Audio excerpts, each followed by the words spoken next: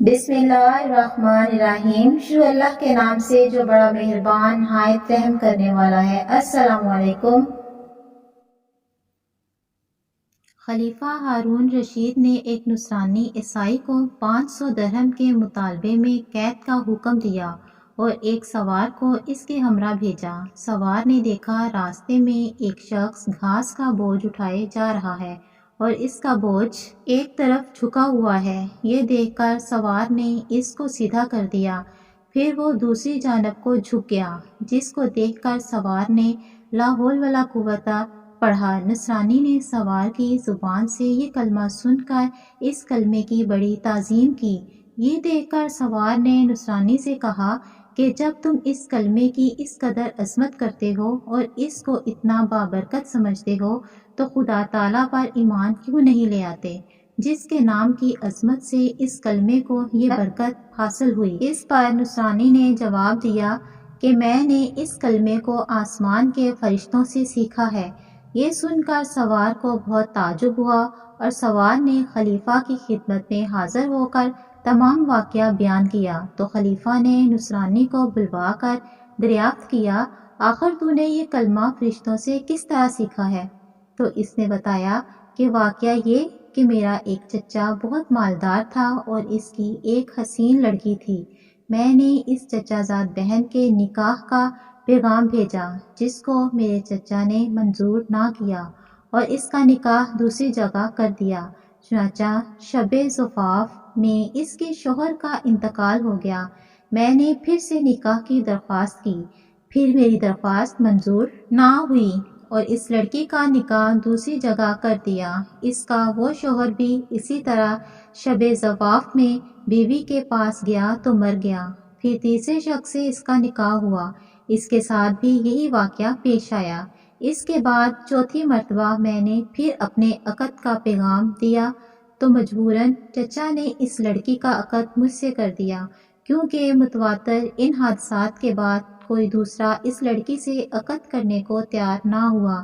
آخر میں نے دیکھا کہ خلوت کے وقت شیطان ایک کوہ گراں کی شکل میں ظاہر ہوا اور اس نے زور سے ایک چیخ مار کر کہا، تو کہاں آیا ہے؟ میں نے جواب دیا کہ میں اپنی بیوی کے پاس آیا ہوں۔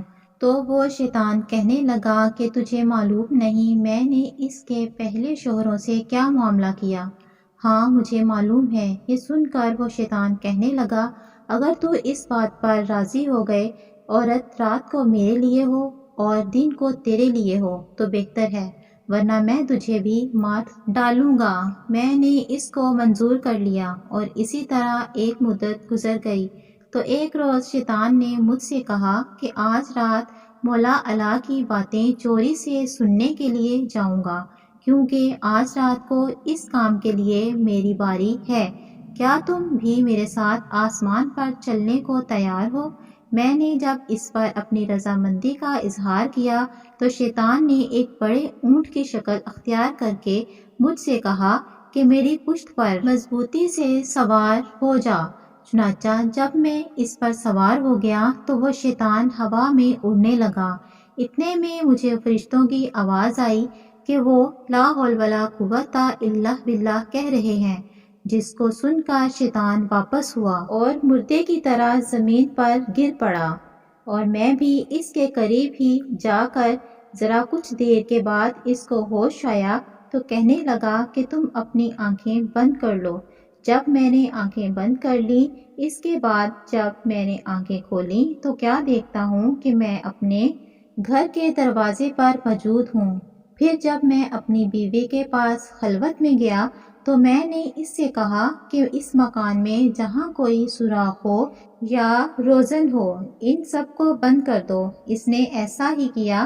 چنانچہ جب رات کو شیطان گھر میں داخل ہوا تو میں نے دروازہ بند کر دیا اور باہر سے دروازے کی طرف منہ کر کے لا حول ولا قوت الا باللہ پڑھنا شروع کیا، جو میں نے فرشتوں سے سن کر یاد کر لیا تھا۔ اتنے میں نے ایک سخت آواز سنی اور پھر دوسری تیسری مرتبہ لا حول ولا قوت الا باللہ پڑھا تو شیطان نے یہاں سے بھاگنے کا راستہ تلاش کر لیا، مگر اسے کوئی راستہ نہیں ملا۔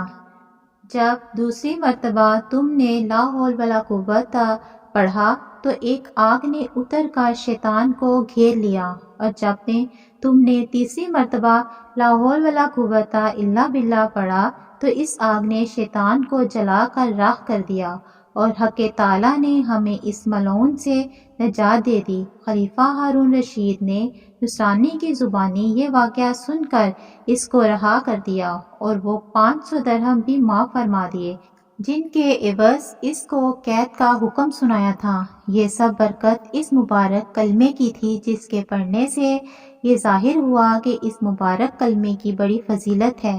اللہ تعالی ہمیں بھی اس کی عظمت جان کر اس کا کثرت سے ورد کرنے کی توفیق عطا فرمائے، آمین۔